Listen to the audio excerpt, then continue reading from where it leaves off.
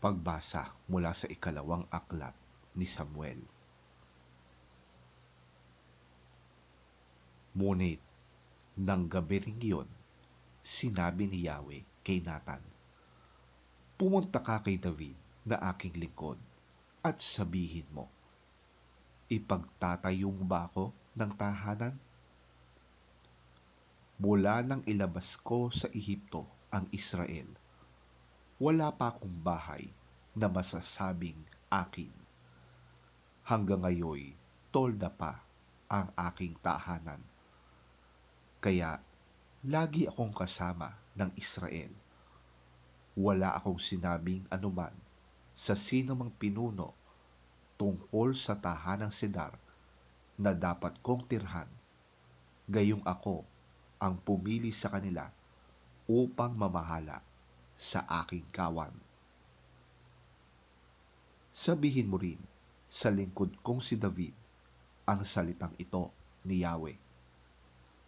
Kinuha kita mula sa pagpapastol ng tupa upang gawing pinuno ng bayang Israel. Kasama mo ako saan ka man magtungo at lahat mong mga kaaway ay aking nilipol. Gagawin kong dakila ang iyong pangalan tulad ng mga dakilang tao sa daigdig.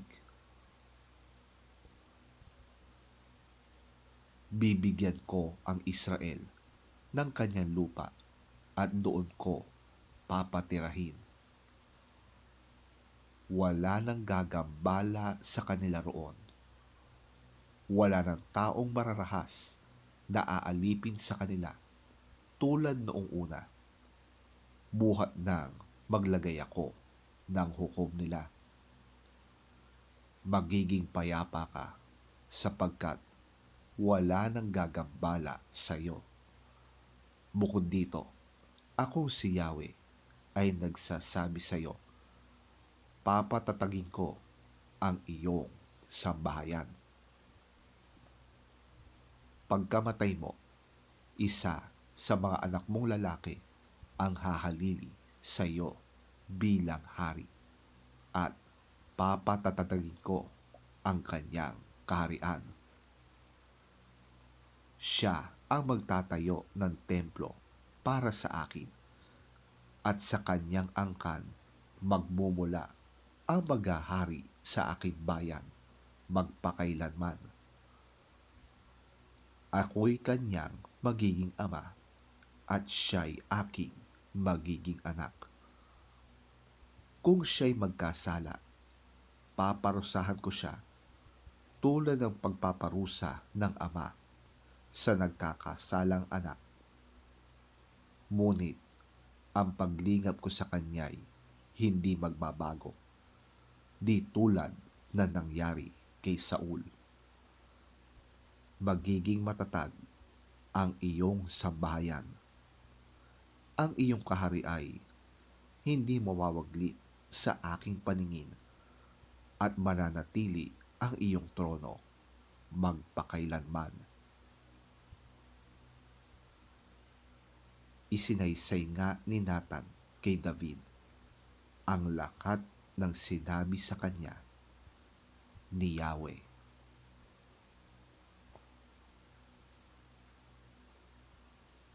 Ang salita ng Diyos.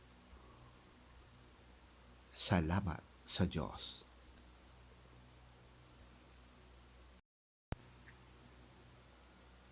Ang mabuting balita ng Panginoon ayon kay San Marcos.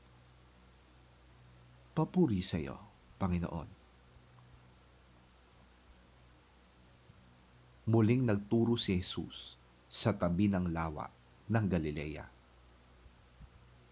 At dahil nagkatipon sa paligid niya ang napakaraming tao, siya'y sumakay at umupo sa isang bangkang nasa tubig. Nanatili naman ang karamihan sa may dalampasigan at sila'y tinuruan niya ng maraming bagay sa pamamagitan ng mga talinhaga. Ganito ang sinabi niya, Makinig kayo, may isang magsasakang lumabas upang maghasik ng binhi. Sa kanyang paghahasik ay may mga binhing nalaglag sa daan. Dumating ang mga ibon at tinuka ang mga yon.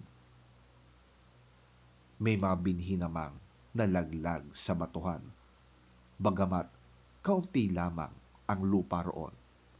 Agad sumibol ang mga binhing yon. Ngunit nang tumindi ang sikat ng araw, nalanta at natuyo ang mga binhing tumubo. Palibhasay, hindi ito masyadong nag-ugat. May mga binhi namang nalaglag sa may damuhang matinik.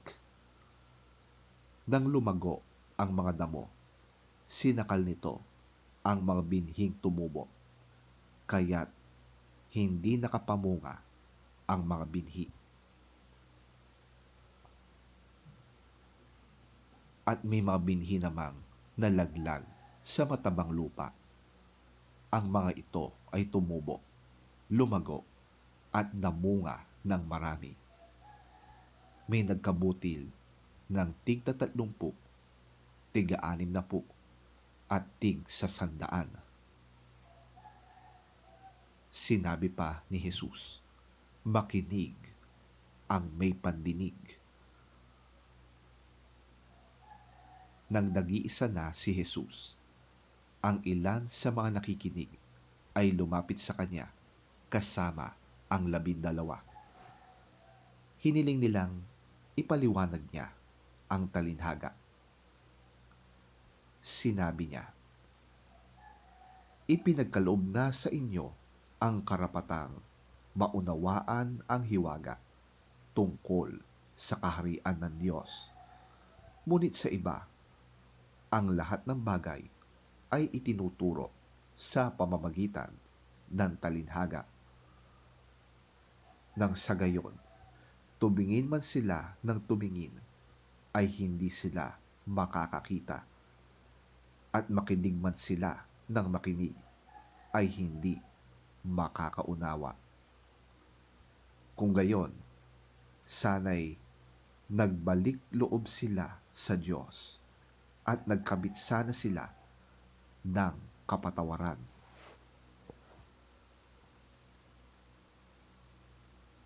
Pagkatapos, tinanong sila ni Jesus, hindi pa ba ninyo nauunawaan ang talinhagang ito? Paano ninyo mauunawaan ang iba pang mga talinhaga? Ito ang kahulugan ng talinhaga.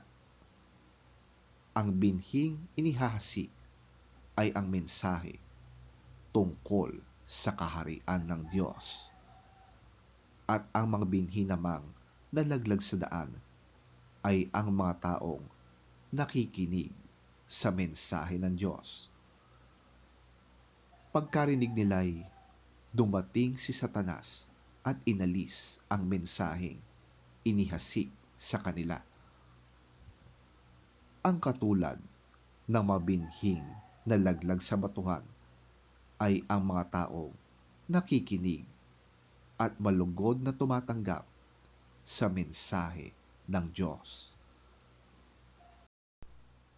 Subalit, ang mensahe ay hindi tumitimo sa kanilang puso, kaya't hindi sila nananatili doon. Pagdating ng kapighatian o pag-uusig dahil sa mensahe ng Diyos, agad silang sumusuko. Ito naman ang kahulugan ng mga binhing nalaglag sa may damuhang matinik. May mga taong nakikinig ng mensahe ng Diyos. Ngunit dahil sa alalahanin sa buhay na ito, pagkasilaw sa salapi, o kaya'y pagkahumaling sa ibang mga bagay, ang mensahe ay nawalan na ng puwang sa kanilang puso, kaya't hindi ito nakapamunga. Ito naman ang kahulugan ng mabinhing na laglag sa matabang lupa.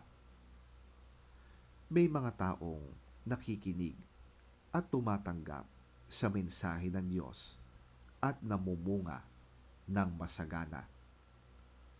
May tig-30, may tig-60, at may tig-100.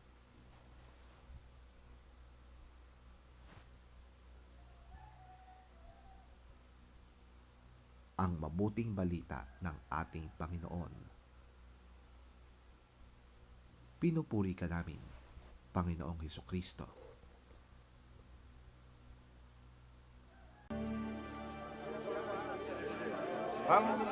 Again, Jesus began to teach by the lake.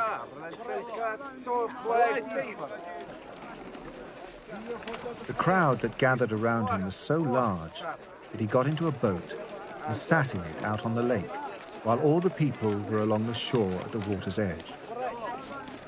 He taught them many things by parables, and in his teaching said, "Listen, a farmer went out to sow his seed. As he was scattering the seed, some fell along the path, and the birds came and ate it up. Some fell on rocky places, where it did not have much soil. It sprang up quickly because the soil was shallow, but when the sun came up, the plants were scorched, and they withered because they had no root. Other seed fell among thorns, which grew up and choked the plants, so that they did not bear grain. Still other seed fell on good soil.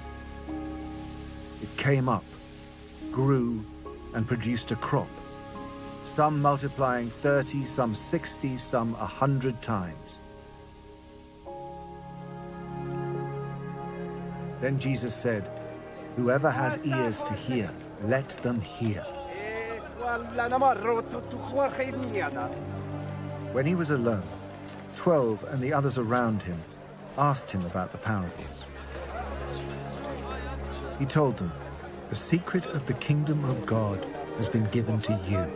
But to those on the outside, everything is said in parables so that they may be ever seeing but never perceiving, and ever hearing but never understanding. Otherwise, they might turn and be forgiven." Then Jesus said to them, "Don't you understand this parable? How then will you understand any parable? The farmer sows the word. Some people are like seed along the path, where the word is sown. As soon as they hear it, Satan comes and takes away the word that was sown in them. Others, like seed sown on rocky places, hear the word and at once receive it with joy, but since they have no root, they last only a short time. When trouble or persecution comes because of the word, they quickly fall away. Still others, like seed sown among thorns, hear the word, but the worries of this life, the deceitfulness of wealth, and the desires for other things come in and choke the word, making it unfruitful. Others, like seed sown on good soil, hear the word, accept it, and produce a crop, some 30, some 60, some 100 times what was sown."